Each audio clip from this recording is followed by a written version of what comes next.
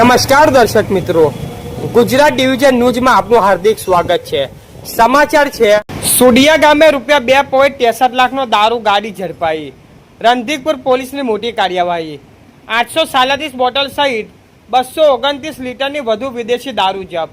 સિંગવડ તાલુકાના સુડિયા ગામે રણધીકપુર પોલીસે બાતમીના આધારે કાર્યવાહી કરી વિદેશી દારૂની હેરાફેરીનો પર્દાફાશ કર્યો છે। તરાવ ફળિયામાંથી ઇકો ગાડી નંબર GJ01KX 3212માંથી ભારતીય બનાવનો પરપ્રાંતીય વિદેશી દારૂ મળી આવ્યો હતો।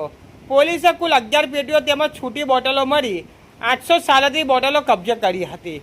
દારૂનો કુલ જથ્થો 229 લીટર 380 મિલી હોવાનું સામે આવ્યું છે, જેની કિંમત ₹1,13,256 આંકવામાં આવી છે। પોલીસે ઈસ્સર પરથી ચેતનભાઈ સુરપરભાઈ નિસરતાને ઝડપી પાડ્યા હતા, જ્યારે દારૂ લાવનાર દિનેશભાઈ પારસિંગભાઈ તાવડિયાને ઇકો ગાડી મૂકીને ફરાર થઈ ગયો હતો। પોલીસે દારૂ ઉપરાંત ₹1.50 લાખની ઇકો ગાડી મળીને કુલ ₹2,63,256 મુદ્દામાલ જપ્ત કર્યો છે। બંને આરોપીઓ વિરુદ્ધ પ્રોહિબિશન એક્ટ હેઠળ ગુનો નોંધી રણધીકપુર પોલીસે વધુ તપાસ હાથ ધરી છે। રિપોર્ટર અનિલ વનકર, દેવગઢ, બારિયા।